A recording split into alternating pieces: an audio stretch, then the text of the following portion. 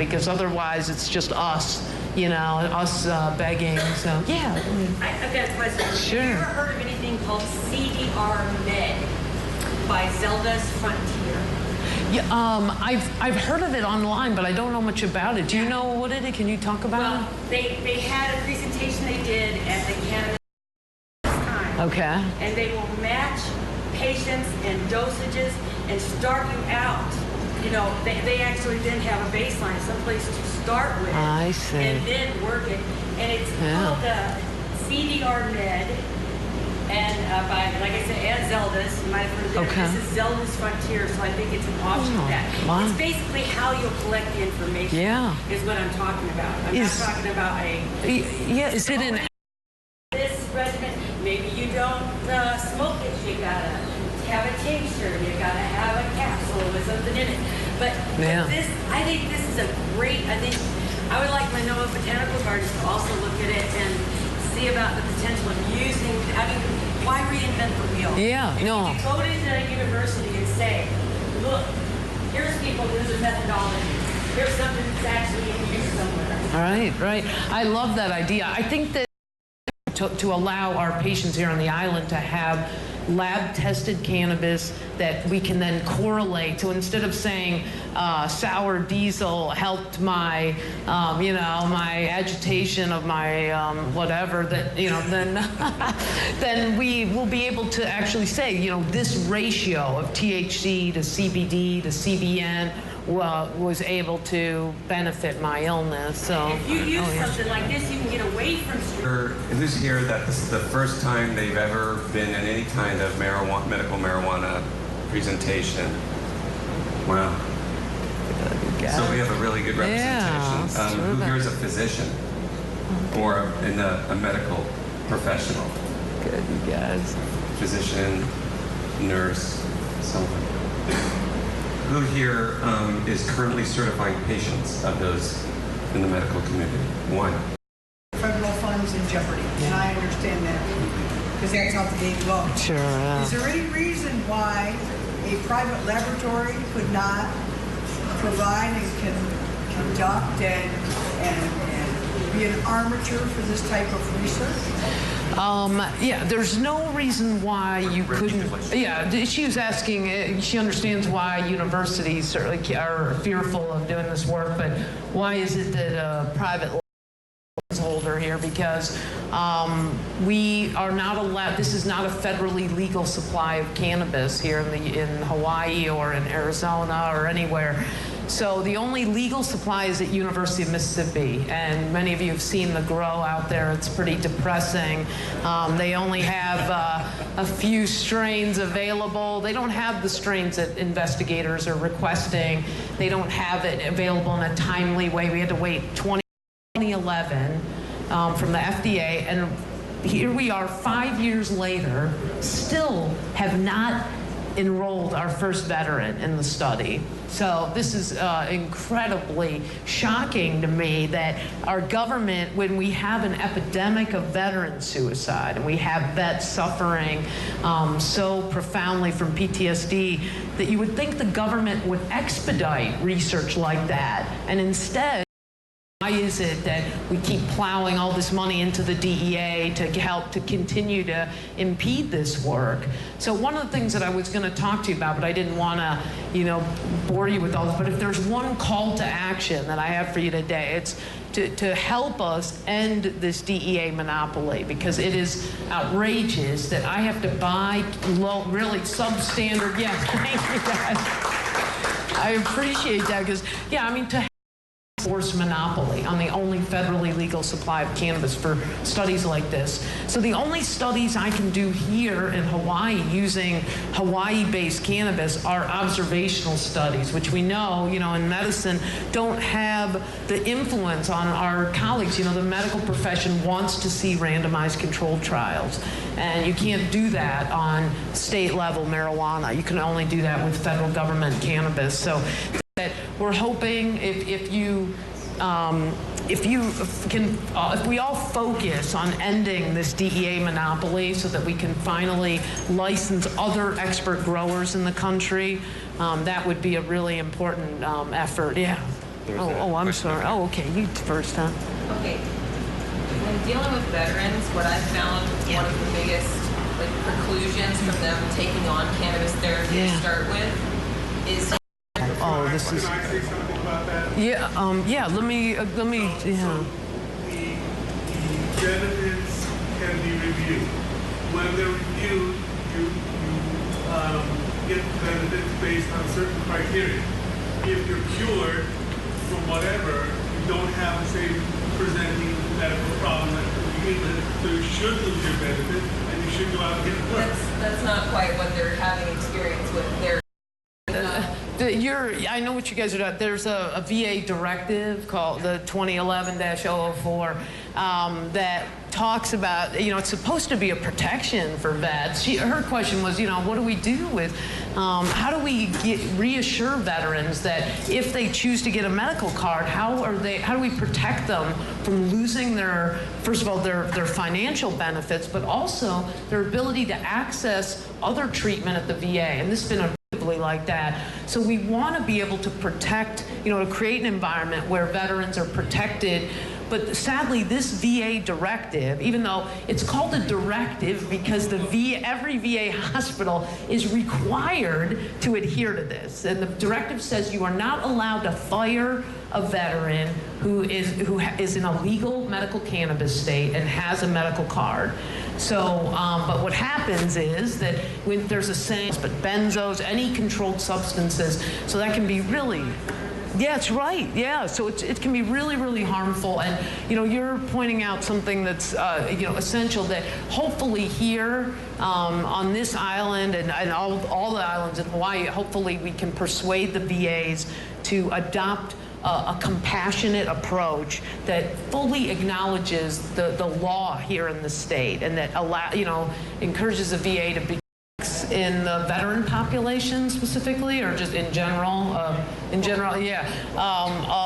But stimulant effects and how it interacts with cannabis. Is that right? Okay, so this is a really interesting, because one of the things that we see, especially in the veteran population, is that we do use an excessive amount of stimulants with vets, because usually we're trying to overcome all the bad side effects of these other psychotropic meds, right? So when the yeah.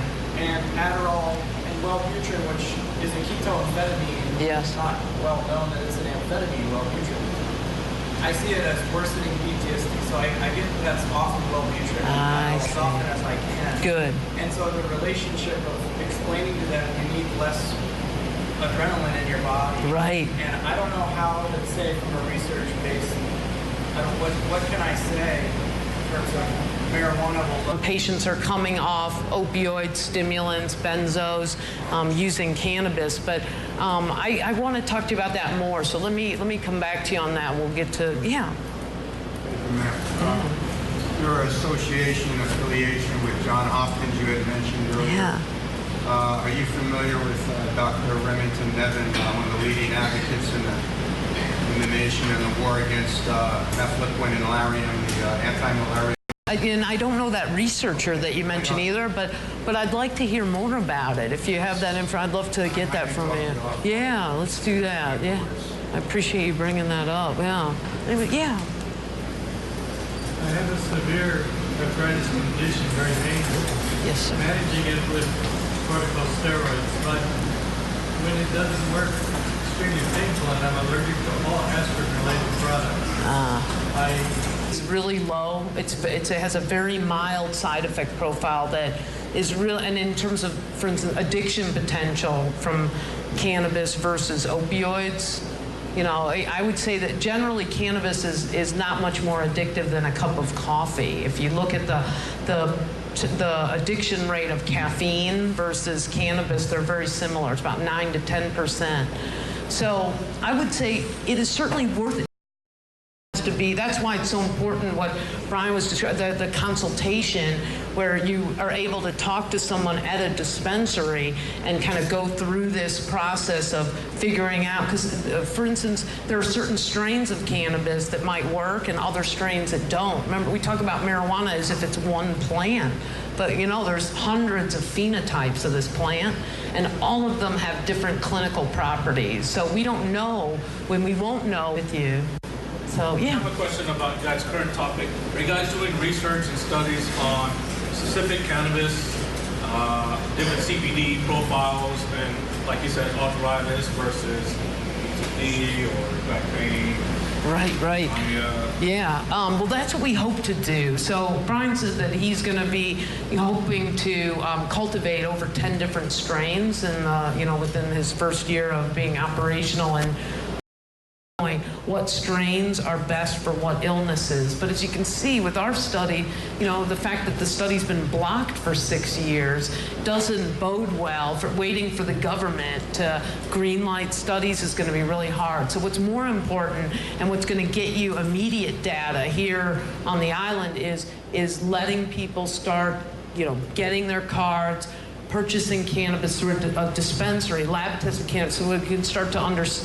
An adult, they end up having one bad experience with it because they bought something on the black market that's not lab tested.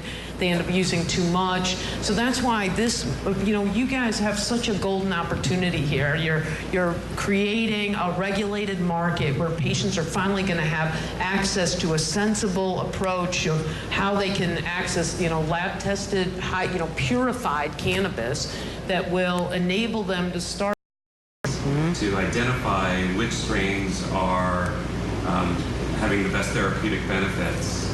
These are Hawaii strains from that are local, and then providing that data to HARC, the Hawaii Agriculture Research Center, we have over half dozen agriculture PhDs available to us to analyze those strains, understand the CBD THC profiles, and try to figure out what is the pick up exactly what you're describing. What we expect, the expected adverse events from cannabis, even at low dosages, they might have a panic attack, they might have a psychotic episode, like, feeling paranoid, but those are really rare, right? In truth, under 1% of new users of cannabis get that kind of episode.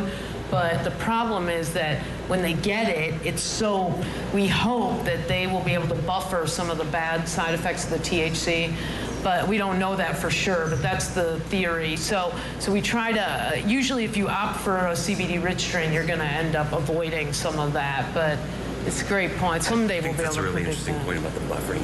Yeah.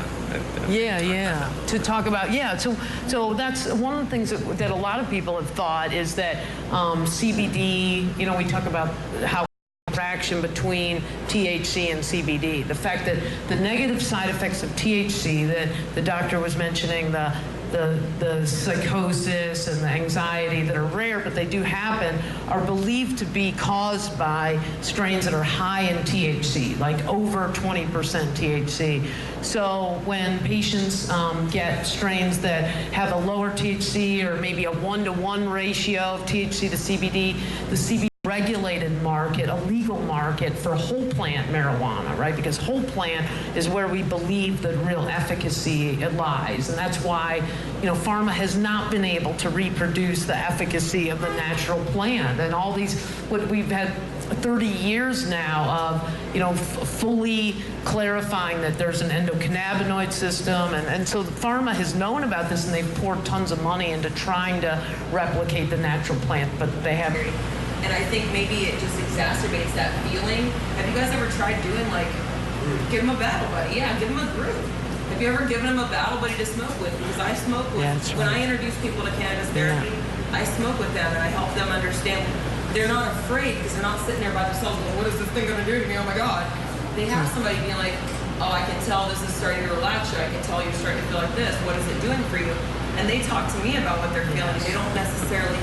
Like you probably heard Weed for Warriors and Grow for, all these different groups are surfacing to try to help vets and do exactly what you're describing, where they create chances for veterans to teach each other how to use the plant. It's better for them to learn from a peer mentor than from me. They don't need to hear it come on down from high from the doctor. They need to hear from each other who've experienced this. I mean, why would a vet trust? Has an entire upstairs that we're, besides having our corporate offices there, rooms for educational and other types of seminars. Can't do any smoking on site. It's against the statute. So that would have to be done elsewhere. But that's something that we've thought about, to have sort of on-site educational seminars. Another question?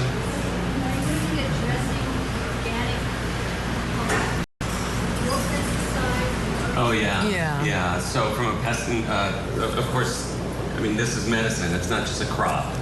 And I think it was really well addressed in one of the recent committee hearings. This notion that you could grow medicine outdoors is just crazy. It has to be grown indoors, at least in my view. In order to, and when you do that, when you control the environment and you do a really good job of controlling the environment, that should.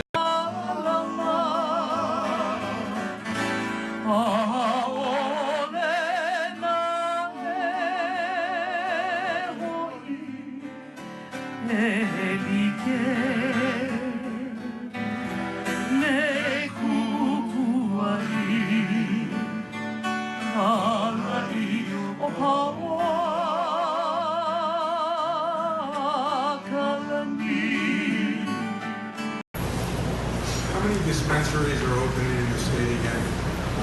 There'll be 3 licenses granted in Oahu, and each license can have 2 dispensaries.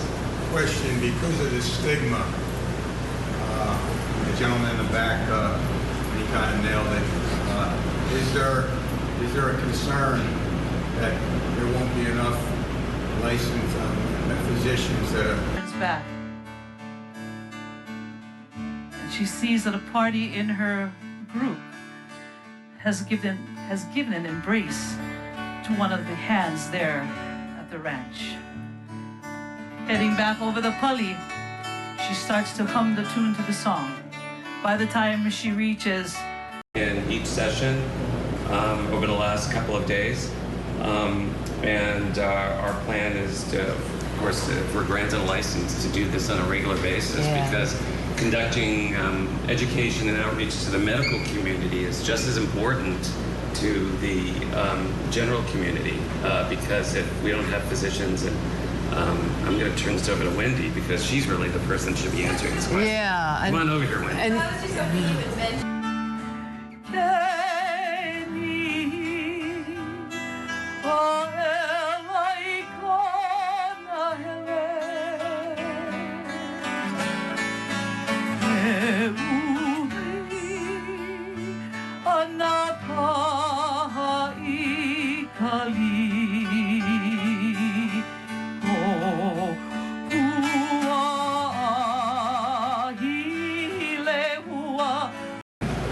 Education for physicians and for patients.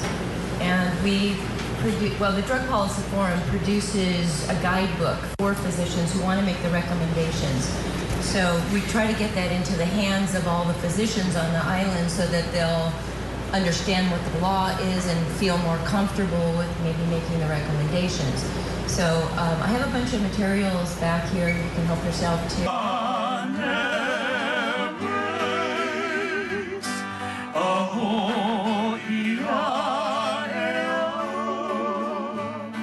Until we meet again,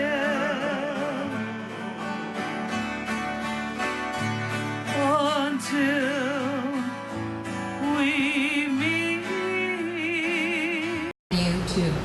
To present a PowerPoint presentation, I'm happy to try to educate other healthcare professionals.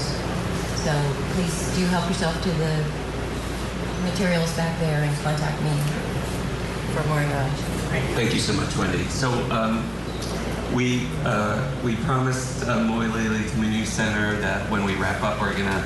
Paki left us a beautiful way to understand what is aloha.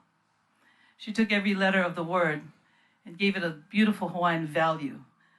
And with that, she teaches us and leaves us the legacy that one must be aloha. Akahai, to be unpretentious. Lokahi, to have unity. Olu olu, to be kind. Kind in thought, kind in...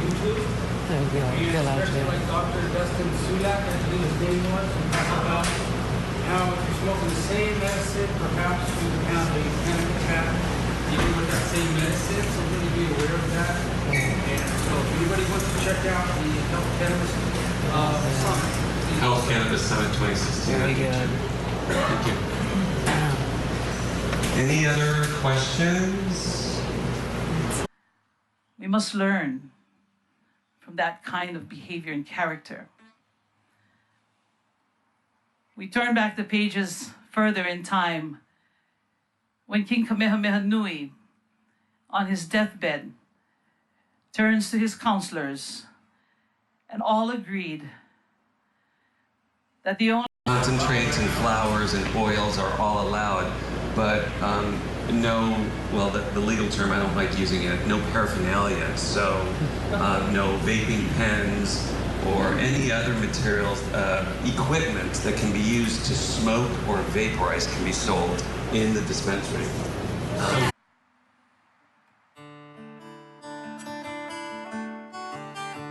we celebrate the great chiefs of Hawaii, the Hawaiian nation.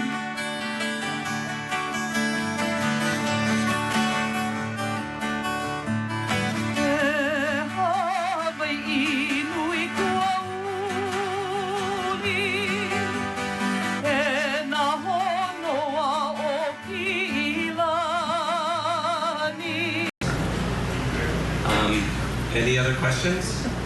Yes. I want to kind of go back to my original question, what I heard you say in terms of accessing information.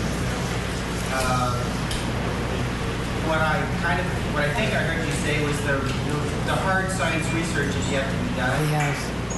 And if you're trying to figure out what you're doing, that you're kind of on your own. Well, on your...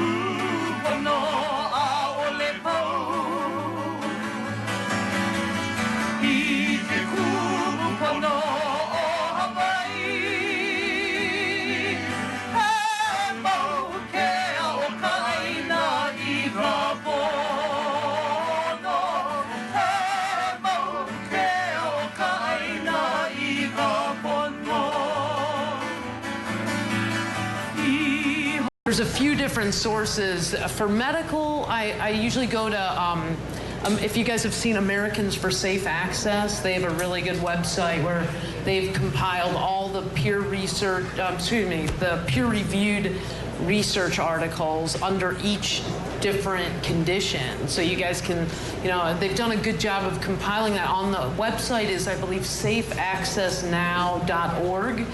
And so that...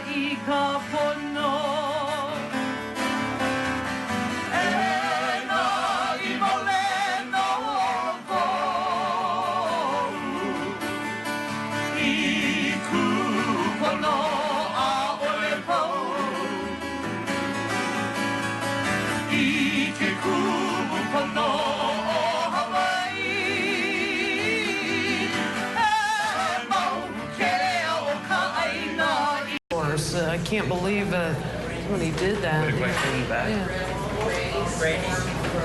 I don't know where Anybody else? I know, right? All right, go ahead. Marijuana is that, very few people have tried it for illnesses that you're considering. But once dispensaries start opening up, you can start getting in there, trying the products, and find something that works. You can talk to people while you're in there. Yeah. What are you using it for? Exactly. That's perfect. That's O Hawaii, kupa ama hope o ka'aina, hikimahika eleleo kaloko'ino, palapala a nunu me kapaka.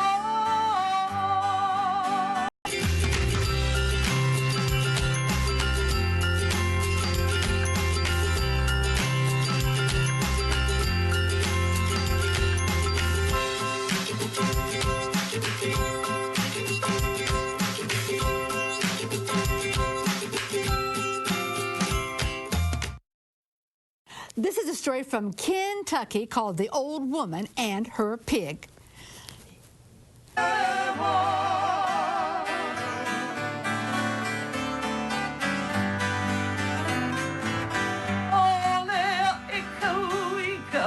ulima. Malunao kapepau ka enemi.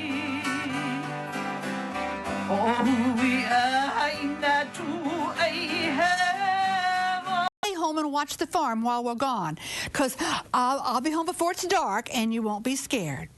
And she went down the road. She was just a-singing, going to town, going to buy a little pig, a jig-jog, jiggity-jig. I'm going to town, going to buy a little pig, a jig-jog, jiggity-jig. Started crossing over the bridge, made a hollow sound. Go to town, going to buy a little pig, a jig-jog, jiggity-jig. Back on the road again, going to town, going to buy a little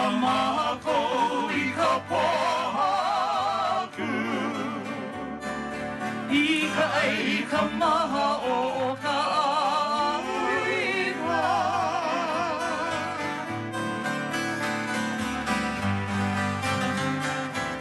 Mahope mako o liliulani.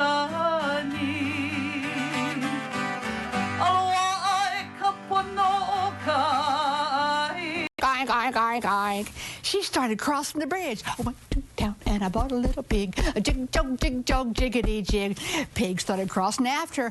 Guy. Yee! The pig stopped. Whew! He was scared. The bridge was high. The water was rushing by. He would not go across that bridge. The old woman come back and said, "Come on, Piggy, you gotta go over the bridge. My little boy..." Let the story of our queen be told now and forever.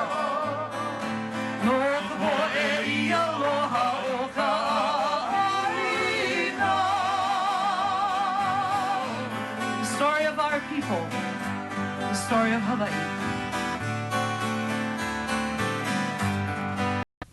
Just then, she saw a dog coming along. Dog, come here quick. I want you to bark at the pig. If you will bark at the pig will jump over the bridge, and I will get home to my little boy tonight. The dog said, "No, I won't do it." Blech. Well, that's not very nice, and she started to cry.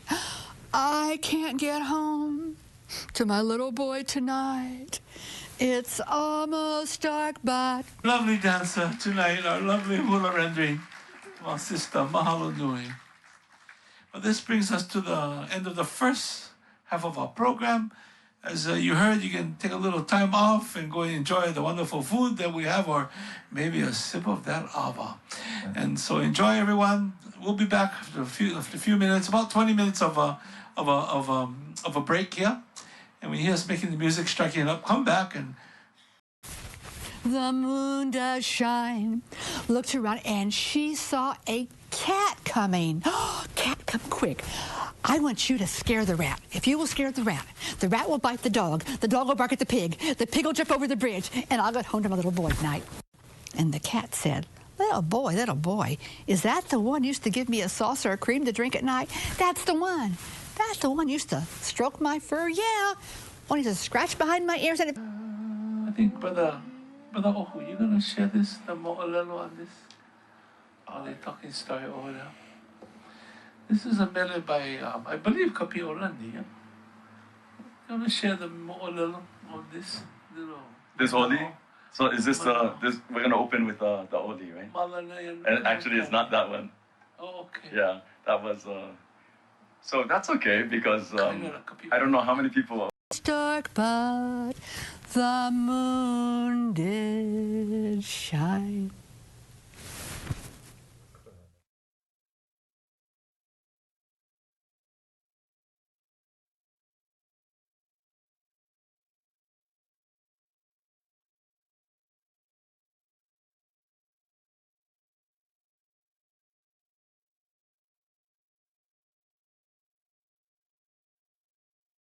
The gods and of the ali'i, one of the expressions of aloha ali'i. But you know, the aloha of ali'i was a very complex thing because rivalries between close relatives ruling other islands could turn aloha into open conflict of battle. And the game of whispers against advisors and allies to weaken the bonds of aloha and loyalty were played continually. Such was the situation when Kahahana was ruler of Oahu. So, how do you guys feel about people littering? I feel sad. How about you, Mark? Knowing people who litter, and of course it's gonna end up in the ocean. Yeah, most. I just think of what kind of fish might eat it or something. Might die from it.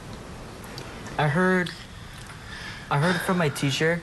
Pu'u and Kahekili in 1779. Kahahana sent warriors to the aid of Kahekili, in whose court he was raised as a child. He asked the returning soldiers how the battle had gone. And they had jeering words for Kamehameha, calling him a minor soldier, and that he was only with Kalani'opu'u to serve as his aikane, his boy toy, essentially. It was not the first time that Keaulumoku... Little and little at a time. So, why would stopping Why would stop making plastic be a good solution? Because if we keep on making more plastic, it'll just it'll get everywhere. Like when people buy stuff, they use plastic bags, and when they always use that, they should usually put it out inside a recycling bin. As well as Kamaka o Haloa, a phrase also seen in honorific chants to Kamehameha. Thus, Keaulumoku gives voice to the future prominence of Kamehameha and his growing aloha for that chief who so fills his nightly visions. Soon afterwards, it is said, he leaves Kahahana and joins the court of Kalani'opu'u, aligning with Hawaii. Hear then the chant of Keaulumoku.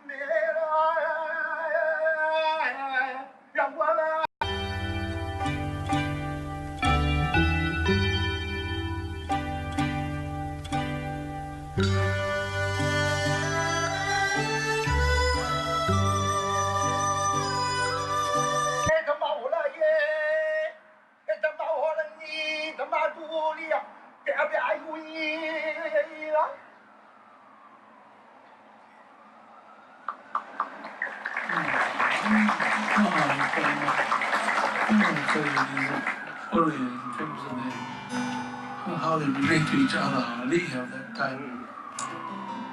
This next song, I'm sure many of you hear it and are familiar with it, and if you want to join in with us.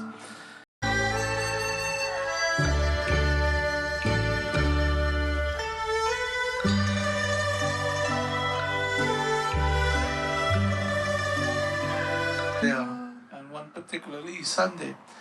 And as he saw them in their position on the pews there, he thought of how beautiful their lei hulu, which represented the ali'i, and how that lei opened.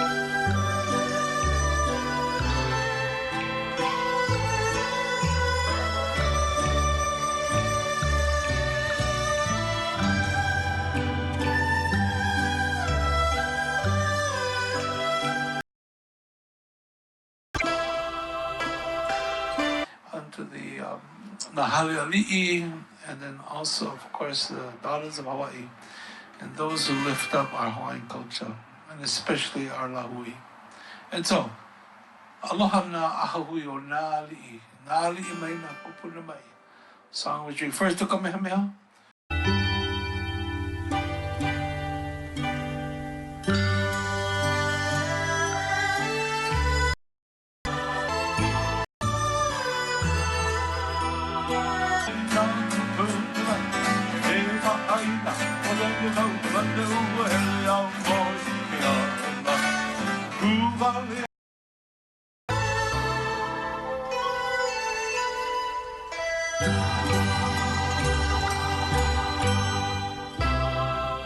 Oh, mana o me kalokai ua mau ke a ka aina I ka mono. He ali o kalani ua kaulana ana polio no ka va.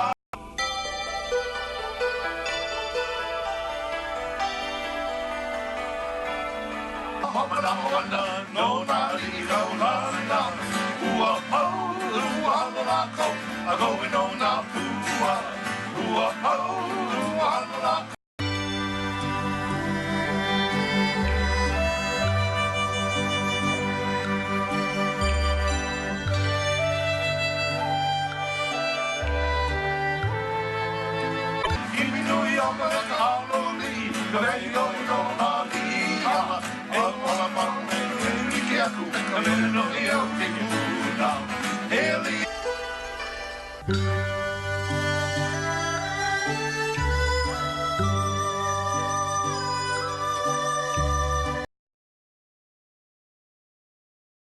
To the ocean from my windward to the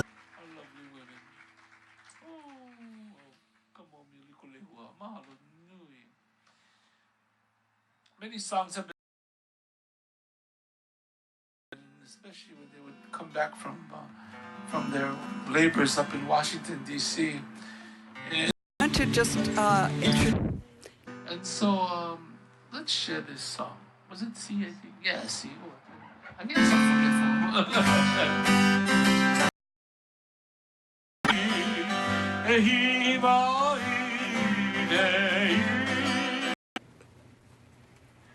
There you go. And it's important to speak into those. Right into I